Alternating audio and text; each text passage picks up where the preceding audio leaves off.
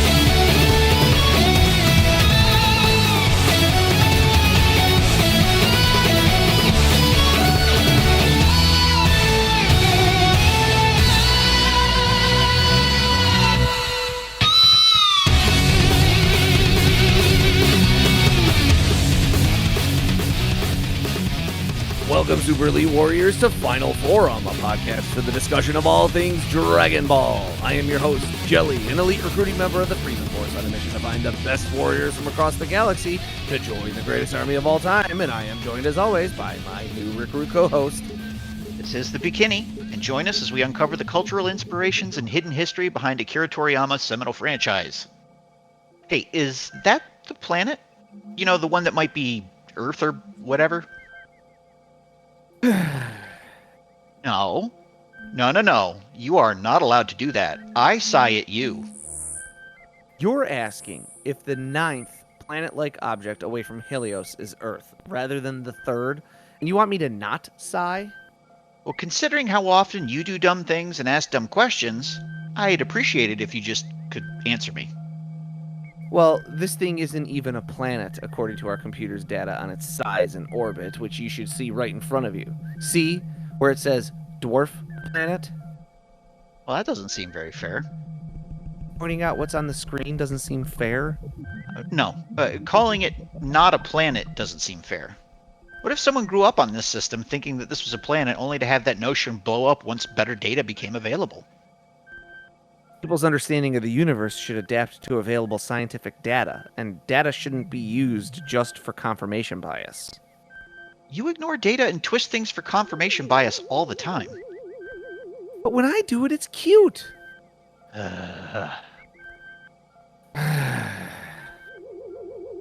We've got to be nearing some sort of exasperated sigh per episode quotient. I'll have to analyze our metrics and see which exasperated sighs audience respond to most. Oh, you have that level of data? I bet someone does. So, are we closing in on those power readings? Oh, so now you want to talk about that? I mean, I've been pushing you to tell people more about that for weeks.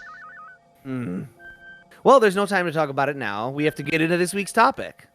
And this week, we are discussing episodes, something through something. I think 65 through 70. Yep, that would be correct. Yay, I did it. You got it right the first time. Nice job. Because you know what? We're doing 66 through 70. Oh, 1, 2, 3, 4, 5. Yeah, shoot, I miscounted. That's my bad. Well, it's also I got it wrong. Oh, no.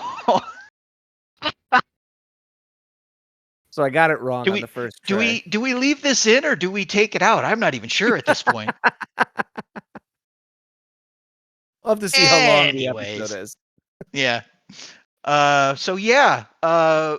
No, actually, we're doing episodes 66 through 70 this time. So not quite right, but almost. It was a good effort. So episode 67 is where we're going to start this week. Titled Goku's 60. See, now. All right. I'm going to get this right. Somehow. All right.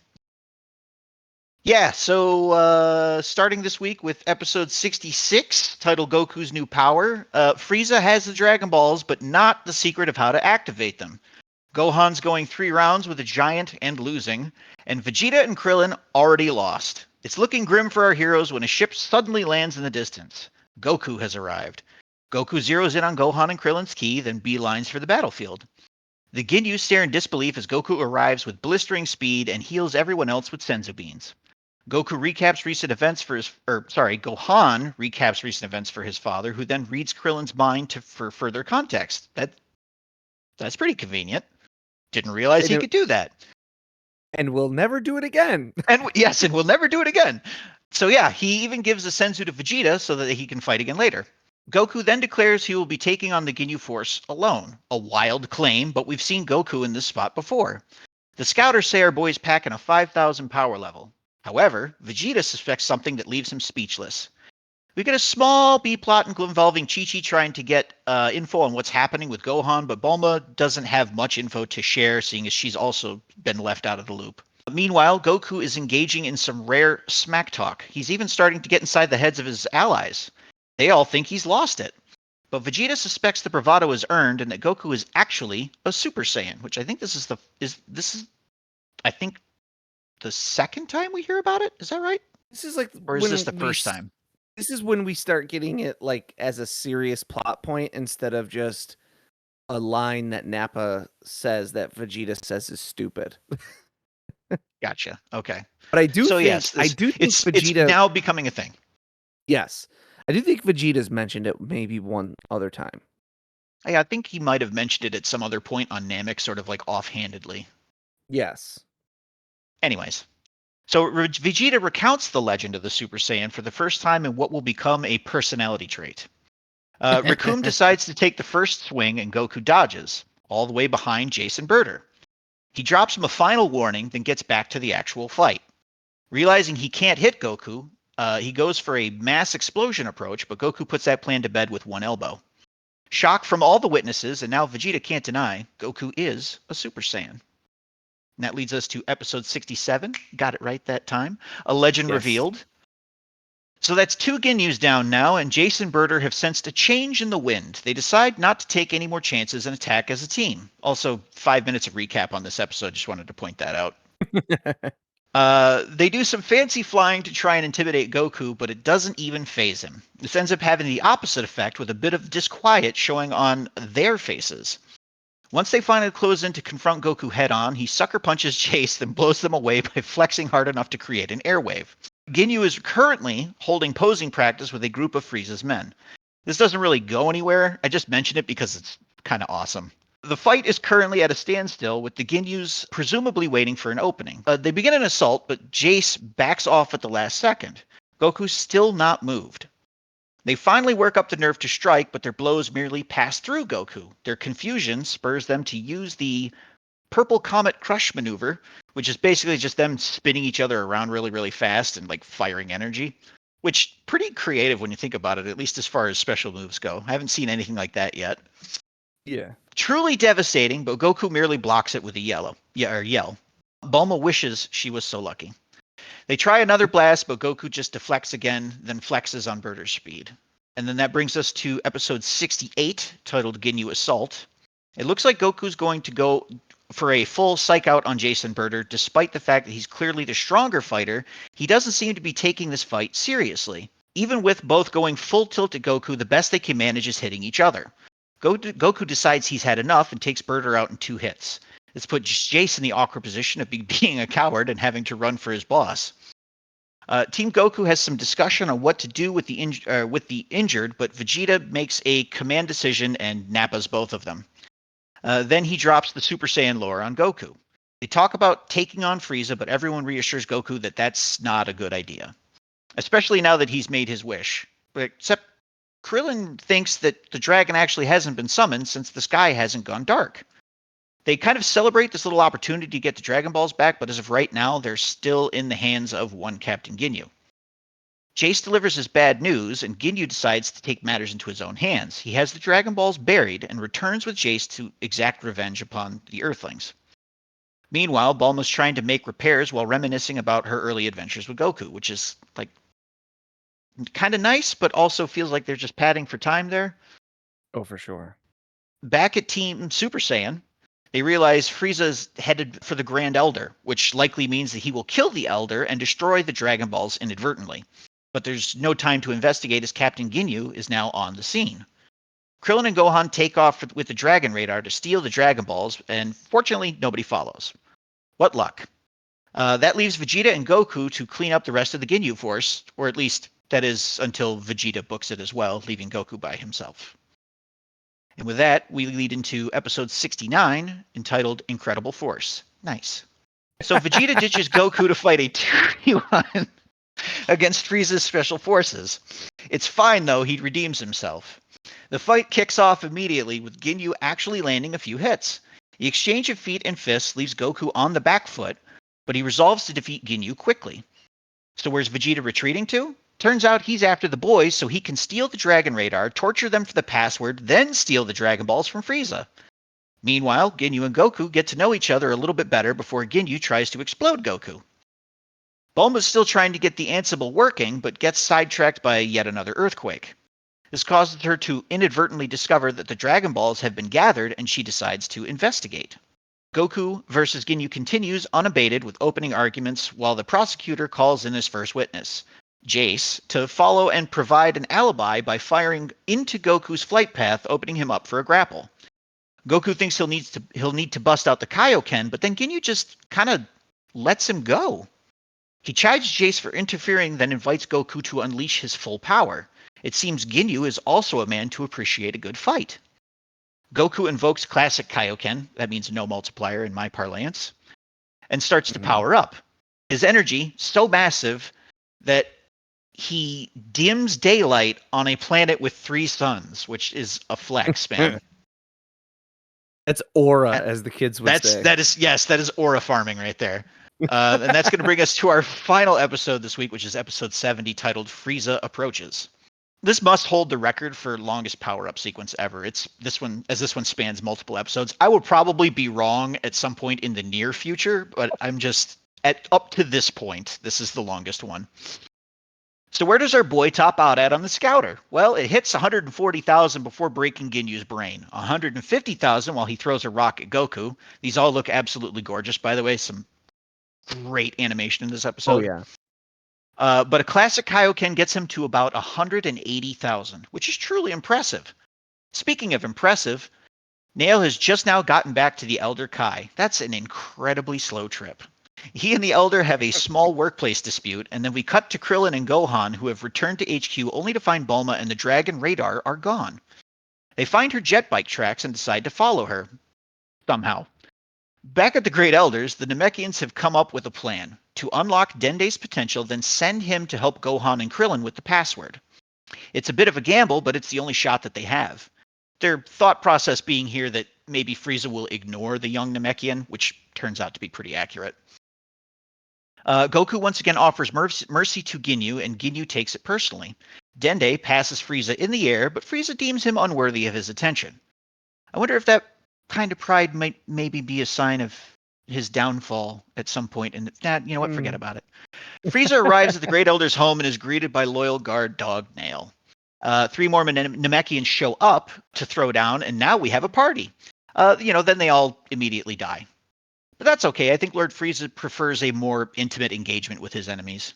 None of them knew the password, so Frieza tries Nail again. Nail reveals the connection between the Elder and the Dragon Balls, but that just seems to pique Frieza's curiosity instead. They trade barbs, and it's revealed that the Namekians are planning to delay Frieza as much as possible for Dende. Then we close the episode with Ginyu being weirdly flirty with Goku, something about really liking his body. I loved these episodes, I'll tell you that. These are some of the better ones, for sure. For sure. Really, really dug them. I mean, even the parts that are like fillery, like where you cut to go to Bulma and stuff, didn't feel quite egregious. Egregious and misplaced and interruptive of the general pacing as they did in other episodes. Yeah, I was just gonna say, I think it's because in the other episodes when it happens, we're like building tension constantly, and then we cut to Bulma like jacking around, and you have broken the tension. It's action, and you're taking a break in the action by cutting to Bulma. And so And it's I also that think breather it's moment. yes, and I think I'm a lot more forgiving of the Bulma stuff because she is on that planet. She is in like immediate danger being on that planet. And so when you Right. cut back to her, it makes sense to cut back to her because we are invested in like what's going on with her. And she's also not being static in her situation. Like she's gone to like rescue a Dragon Ball. Now she's going to investigate all where like all the Dragon Balls are because the radar happens to turn on because of the fights that are happening. Like she's has her own little B plot, and yeah, it kind of takes away from the main plot, but it's still relevant and it's still got like stakes to it, you know? Yes. Yeah. That's a good point. Pretty soon, we're gonna see the Namekian Elder being confronted with a magnificent evil. Just decide he can't take the presence of that man anymore and die. It's reminiscent of when the Pope met JD Vance. No. I can't believe I missed that. Oh, I'm disappointed in myself. Well, that's the next episodes, right? I think it happens Yeah. coming up soon. We'll have to point that out specifically again. I just couldn't resist. Oh I know man, by the that's time so this good. episode I know by the time this episode comes out that That'll be will old be news. so Yeah. old, but I couldn't resist. It's already old now. Like there's been a million know. terrible things that have happened since then. Welcome to existence. But so yeah, these are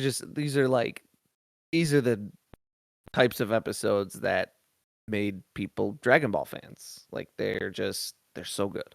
And like you mentioned, they're just so well animated. These are gorgeous episodes. Yeah. They did not skimp on the animation budget here at all.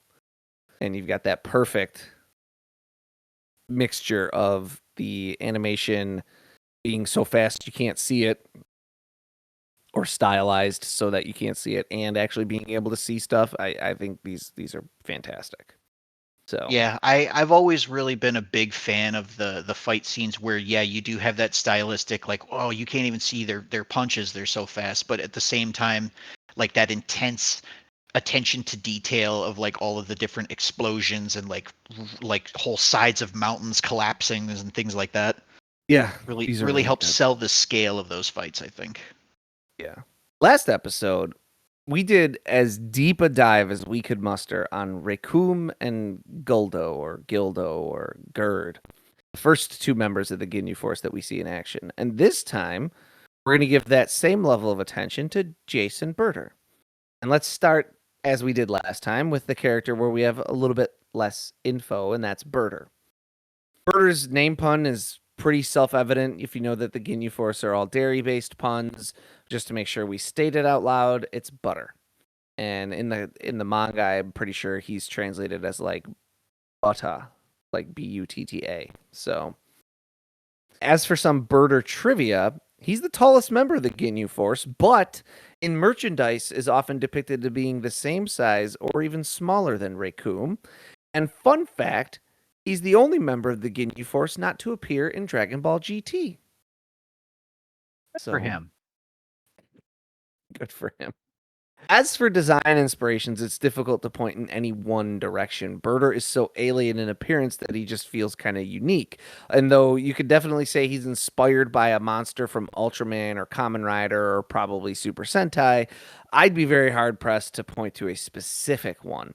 The lone slight exception perhaps being alien Babaru from Ultraman Leo, and they're only because the striations on his head match those on Babaru's chest a little bit. Also, Babaru was like a more lean design with more speed. Side note here, Ultraman Leo rules.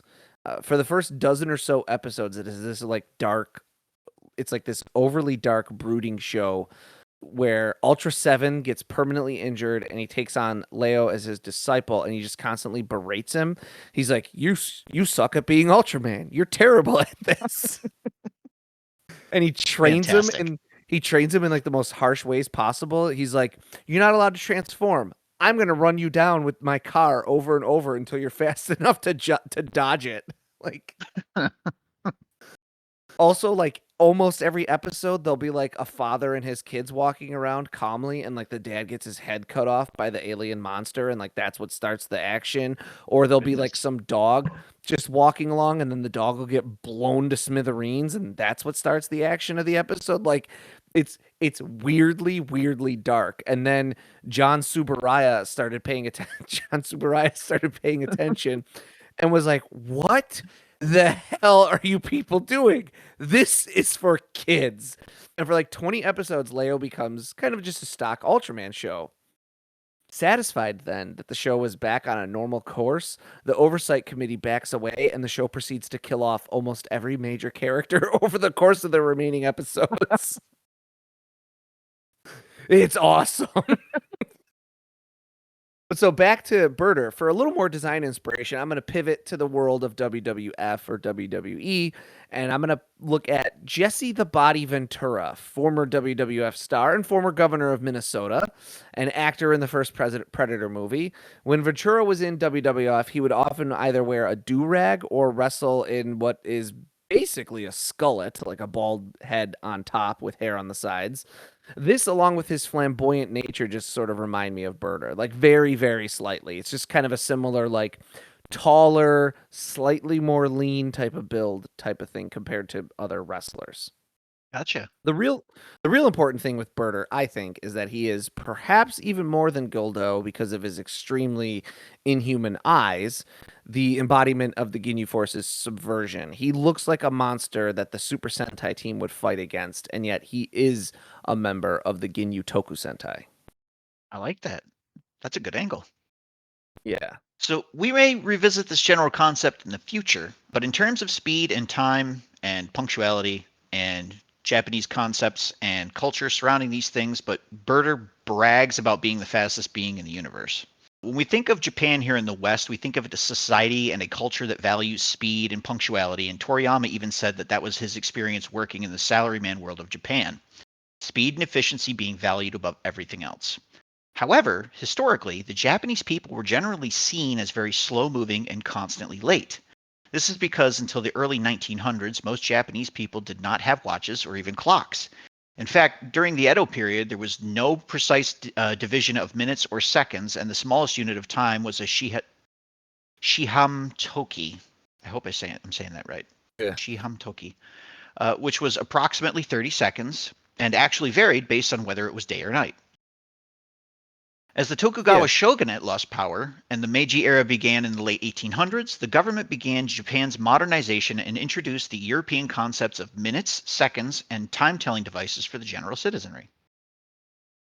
Could Burter, boasting about speed, only be taken down easily by Goku be a commentary by Akira Toriyama that Japanese life had become too obsessed with speed and efficiency, and these artificial human constructs busying people's lives needed to be dismantled by more traditional ideas and lifestyles? Incredibly unlikely, but hey, we learned that Japanese culture wasn't always the punctual, bullet train-driven society we imagine it being today, so we'll take a little trivia where we can get it. I do kind of wonder, like, I mean, if there was some of that going on, even subconsciously with Toriyama, right? I mean, we know he hated deadlines. We know he hated being rushed. We know he hated working in an office. Mm-hmm.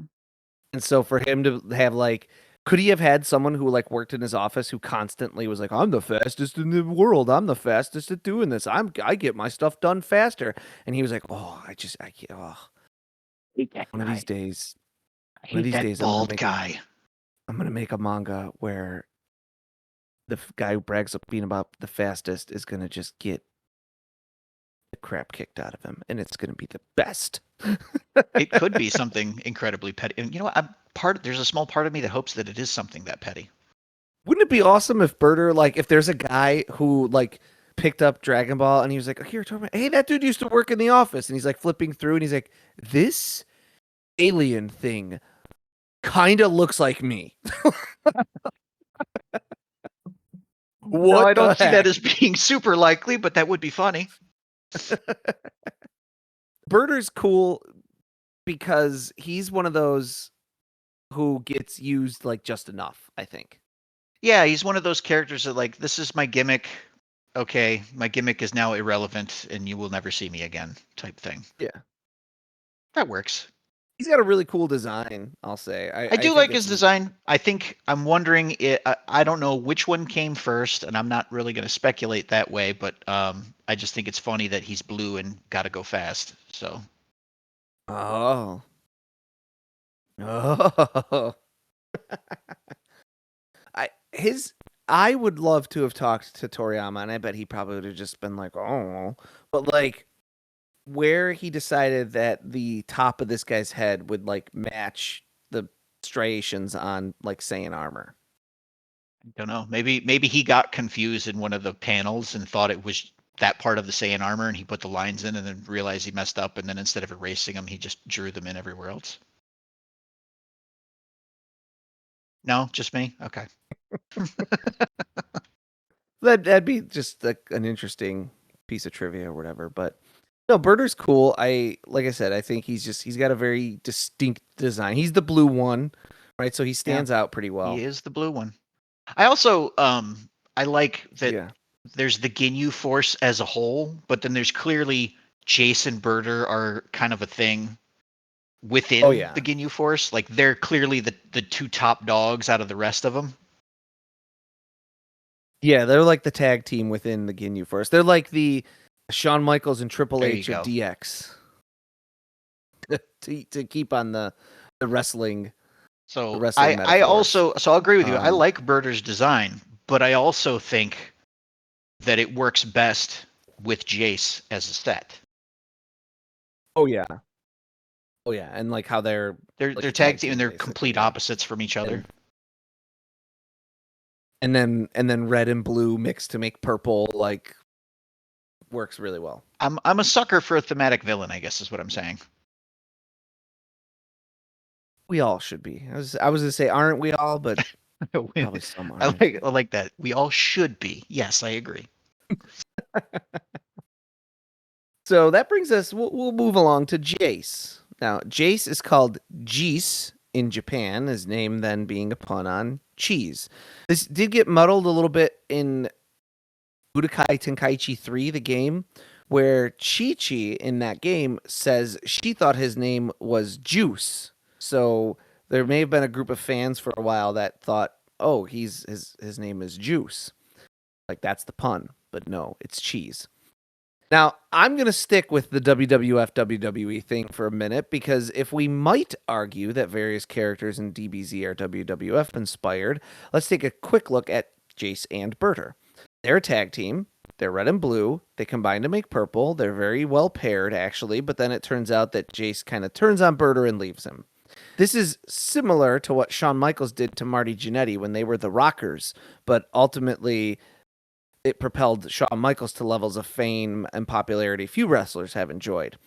I could also make the argument they might have been inspired by the Road Warriors. If you look at like Road Warrior Hawk and tell me he doesn't give you some Burter's head vibes just a little bit with like Road Warrior Hawk had like the inverted mohawk going on where he was shaved down the middle and then had like two strips of hair off to the side. I've got to look this up. And Animal had the mohawk. Animal had the mohawk, and Hawk had a inverted mohawk. Okay, I don't want to stick with. I see it. Okay. I don't want to stick with WWF for very long because I think there might be an argument to be made. The Road Warriors themselves are inspired by what I think of as the source for Jeice and also Dodoria, as we mentioned a few episodes ago, which is the music industry. Dodoria, more punk inspired, but Jeice seems more glam rock inspired for sure, which also ties into the comparisons for Shawn Michaels as his tag team with Jannetty was the Rockers. I could probably go on about how Jeice and Burter might be an amalgam of WWF characters, but just kind of keep that in your head. We've already talked a lot about wrestling on this show. So instead, let's pivot and talk about the origins and history of punk and glam in Japan, since we've been wanting to revisit punk a bit for the sake of Dodoria and glam because Jeice looks like a glam, like 80s hair rocker. Absolutely. So let's start with punk. We briefly touched on it with the Dodoria, but as we found that fertile ground for discussion, we were a bit unprepared, but we're going to revisit it here. So punk began in Japan in the 1970s with proto-punk bands like Maro Hachibu and Zuno Keisatsu being early trendsetters. They used violent language and anti-establishment themes that led to fights, sometimes breaking out at their shows and government repression. Punk gained momentum in the 70s in the US and UK. It found fertile ground in Japanese culture where bands would mix Western styles with a Japanese flavor and criticism of Japanese imperial history. These early punk bands, which included Friction, very often aped Western bands like the Ramones and the New York Dolls. In the 1980s, punk in Japan took on more of its own flavor, and the band Anarchy sparked protests from Japanese right-wingers at their shows with their pointed criticisms of the Japanese imperial family, and the Stalin, known for their extreme onstage antics, pushed performance boundaries. Think of the Stalin as sort of like a proto-Japanese Gwar. They would incorporate indecent exposure and vomiting into their performances. As punk bands began taking more melodic routes to performance with the arrival of the Blue Hearts in 1985, and combined that with the performative antics of bands like the Stalin, punk in Japan began to separate into subgenres and the beginnings of Visual Kei. More on Visual Kei in a moment. So punk grew in Japan, and some music scholars argue that the Tokyo band SS invented the subgenre of punk known as hardcore, and that the bands from California typically credited with the creation of hardcore aped SS's style and popularized the term hardcore. In Osaka, punks took more cues from the visual aspects of punk performance and created something that was so hesitantly called music that American music critics called it Japanoise. Yamataka Ai pioneered this performative punk with his band Hantarash. Sorry, these are tripping me up a little bit. Yeah. Which was less a musical act and more a performance art project that used industrial sounds in place of instruments. Hantarash's live performances were notoriously dangerous, with Yamataka Ai adorning himself with running circular saws, tossing lit Molotov cocktails into crowds, and even once driving a bulldozer through the wall of a venue. When Hantarash was banned from almost all Japanese music venues. Geez, I wonder why. I founded a more traditional noise punk band called Boredoms, showing both his persistence in anti-establishment noise punk and his disdain for having to temper down his performances.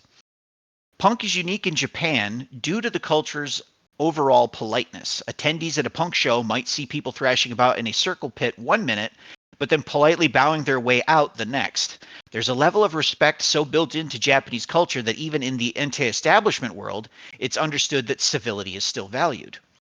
Also, while American record labels would somewhat happily spend money on a punk band as long as they could make money in return, Japanese culture is much more anti-rebellion. Rebels sell in the West, and a rebellion is what American culture is founded on. But in Japan, punk bands almost always are DIY efforts that are self-funded and distributed. This not only takes typical commercial success from record sales and promotion more difficult, but as they are often not signed to labels, they have a difficult time signing venues, and police have been known to sniff out and snuff out underground venues along with or that allow punk bands to play shows. Yeah, it can be rough going for punks in Japan, and I mean you'll even see that creep into Dragon Ball later on, like when Gohan goes Super Saiyan and Chi-Chi thinks he's become a deviant. Like that is just, it's so frowned upon in Japan that Japanese historically, right? I mean, I'm sure there's exceptions. I'm sure there's breakouts, right? We talk about stuff like that all the time, but historically and generally speaking, Japanese record companies won't even back a fake rebel to sell to you, right? Which we do in America all the time. Honestly, a lot of respect for the guys that do punk over there, if that's the case. Yeah. Like they're definitely not becoming corporate sellouts. Good for them. Yeah, right. Yeah, you're not getting into punk in Japan to make money. So The DIY aspect of punk, combined with a heavy visual emphasis, combined with typical Japanese cultural markers such as dedication and hard work, led Japanese punks to very often extremely meticulously craft their appearances, both in fashion and makeup and hairstyle. This visually oriented mindset spawned the creation of Visual Kei in the 1980s. The band X Japan is considered the pioneering force in Visual Kei, with the term even coined from their slogan, Psychedelic Violence Crime of Visual Shock. They prided themselves on their shocking appearances with eccentric hairstyles, heavy makeup, and flamboyant clothes that unsettled parents and therefore appealed to rebellious teens.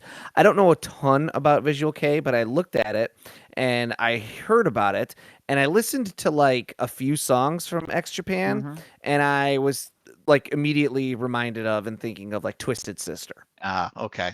Yeah, I watched a few videos of theirs. I got a hair metal, glam metal type of vibe, big ballad rock, though perhaps a bit more melodic and even more ballad centric than some of the big hair bands. But again, I probably looked at like 5 X Japan songs and I didn't look at like any other Visual Kei bands. I just was like, what is this? And listened to like a couple and I was like, oh, these are like hair metal anthems. Seems like They had pretty like good comparison. They had like big bombastic piano performances and like it just reminded me so much of like a Twisted Sister or Motley Crue or Poison or Rat or Whitesnake, like that kind of thing. Right, gotcha. Visual Kei enjoyed more mainstream success in Japan than outright punk. It was more melodic, less explicitly anti-establishment, and it appealed to Japanese sensibilities surrounding unique visuals. Remember, the Japanese entertainment industry is much smaller than that is in America. You only need about 1/5 of the sales in Japan to be considered a success. X Japan has had albums that have sold over 1 million copies, and in 1989, their second album, Blue Blood, sold more than 700,000 copies, hit number 6 on the Oricon charts, which are like the Japanese version of the Billboard charts, and stayed on the chart for almost 2 full years. So Visual Kei actually popular and selling well in Japan. Visual Kei exploded in popularity in the late 80s and into the mid 90s. It seemed it was a style that would enjoy mainstream success for a long time in Japan. But in the late 90s, X Japan, Luna Sea, and other popular Visual Kei bands disbanded, and newer acts like Grey turned their focus away from visuals, focusing on music and turning their back on the style. This caused record companies to drop off and the genre to return to a more underground scene. It's in more recent years developed a bit of a resurgence with X Japan reuniting in the later 2000s, like in I think it was 2008 or 2009, and a sort of neo-Visual Kei emerging onto the scene. But rather than sort of a mythic level of visual design meant to elevate the musicians as larger-than-life performers far above their audiences, neo-Visual Kei focuses more on bands connecting with audiences. Another band I'm like reminded of as I'm like revisiting these notes and thinking about it is like Kiss, right? Okay. Yeah. Kiss is all about the performances and very little about like the music. The music tends to be, if you strip the performance away from Kiss, a Kiss song is pretty straightforward stuff. It's Fair. there's not Kiss is not high art, and I think even they would admit that. But yes, it's like they're right, the early era of Kiss, they were like Starman, the Demon, the Cat, and the something, the Wild Child. I don't know. Star Child? But they had like there was this like the Star Child, the Demon, the Cat, and then Ace Frehley, whatever he was. But they were like, they had personas, right? They weren't just guys. They had big personas. That's what Visual Kei reminds me of. Now, unlike some of our more recent attempts to reconcile characters, like when we posited that Raccoon might be a hybrid of Dolph Lundgren and Sylvester Stallone, or when we were connecting Cybermen to alien xenomorphs, I actually think it's pretty likely that Toriyama was at least aware of this wildly popular musical style at the time, and especially and explicitly ex-Japan, and took inspiration from them to craft a character for his overly flamboyant special fighting force. With his flowing hair, bright appearance, and constant references to style, Jeice would fit right into a Visual Kei band. In fact, I almost wonder if, in addition to being a play on Super Sentai, the entire Ginyu Force is a bit of a reaction to the Japanese music scene's shift in the late 80s towards Visual Kei and the fad of emphasizing style and visual flair in performance. I mean, seems like Of it course, could be that possible. also that Visual Kei, I'm sure, also because it's from Japan, is being influenced by Japanese culture, which Super Sentai is a part of, right? So it's sort of all Ouroboros, the snake eating its own tail. A little bit, yeah. I thought that was all like really interesting stuff because the more I was reading about it, the more I was like, wow, Doria is punk. He is like straightforward. He is messy. He is necessary, and he just is brute force. Whereas Jeice is like visual. He's like flamboyant and stylish and skirts around things. Like he's Visual Kei. Mm-hmm. I thought those are pretty good. I'm sticking with that. I'm locked in. Lock it in. All right. Jeice also kind of looks like Bowie, but we already said that Zarbon looks like Bowie. So yeah, we did kind of wouldn't take that that one be already. cool too? Wouldn't that be cool if we just like every arc we find someone else that looks like a different era of Bowie? I think that's just every villain in order of appearance, right? So yeah, Jeice and Burter, I always have thought of Jeice as the Australian one because of the old dub. I always love that because I'm like, so there are space Australians? Why is there an entire planet of people that are just Australian? What's going on with that? Yeah, Space Australia. You watch your camera. I would love a season of in Toriyama style of Space Australia. Probably be a lot like Sandland, honestly. Would it be just as dangerous as regular Australia? Well, I mean, it is. Or would that be the It's probably the same amount of danger as regular Australia, but nobody can hear you scream. or would the joke be that Space Australia, because it's Toriyama, not dangerous at all? Oh, maybe Right, it's a utopia. There's giant spiders that could bite off your face, but they instead weave you shirts made of the finest silks. There's like the snakes don't inject poison into you; they inject antidotes. Their entire medical system is just people throwing reptiles at you and hoping one of the bites fixes it. Honestly, I'd probably take that at this point. It might be an improvement on American medical care, yes. My eyes are still a little fuzzy from all the flashing, so. But yeah, I like Jeice and Burter. They're we'll have a Ginyu episode, I'm sure, relatively. It might even be the next episode because I think he's about to exit the chat relatively soon.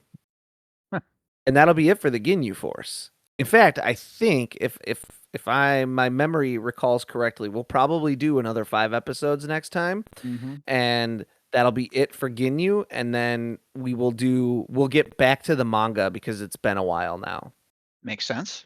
And then we'll prep for what I think is like the beginning of the Frieza arc, technically pretty soon. Getting down to it. That's gonna be a few episodes there. Which is I don't know how that's gonna go because that's like a 30 episode fight. Well, I'll say this: it'll probably make my end of things a little easier with the episode recaps. It'll just be interesting to see if we can find anything to talk. We'll find things to talk about, I'm sure. But for sure. But yeah. Any other thoughts on Jeice or Burter? I just in general I like them. I think their designs work well together. I like the idea of Jeice being inspired by glam rock. I think that fits wonderfully.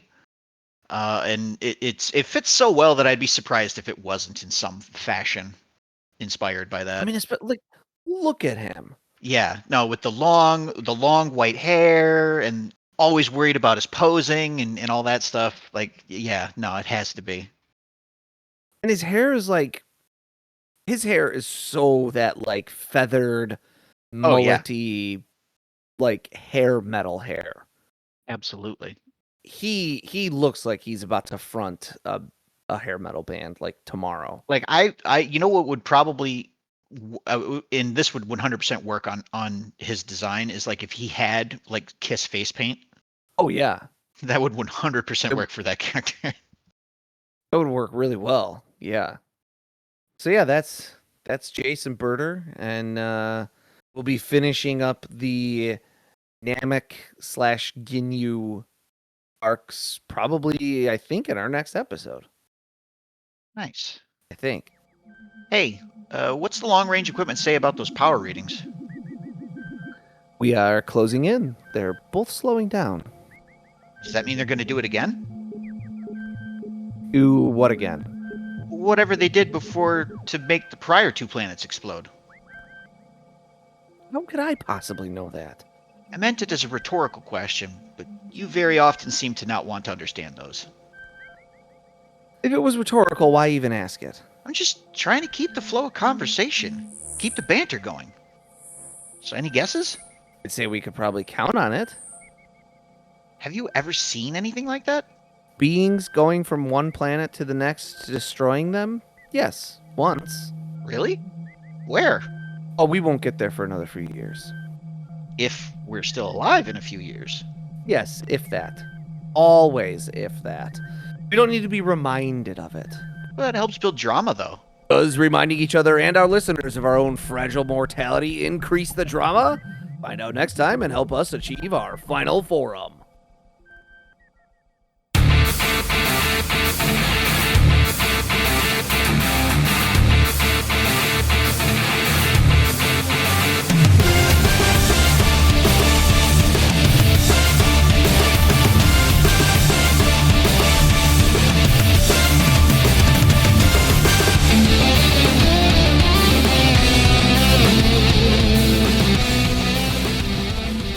Final Form is written and produced by Tom Gwelly.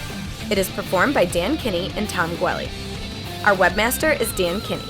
Our theme music is provided by YouTube content creator GVG Kid. Want to learn more about the Dragon Ball universe, including concept art, behind-the-scenes interviews, and recommendations from Jelli and Bekinney? Connect with us on social media. Like us on Facebook, follow us on Twitter at Final Forum Pod. Make sure to subscribe, rate, and review wherever you receive your podcasts. And of course, make sure to share it with your friends and family and help us spread the word of the glory of Lord Frieza. The Frieza Force thanks you for your listenership.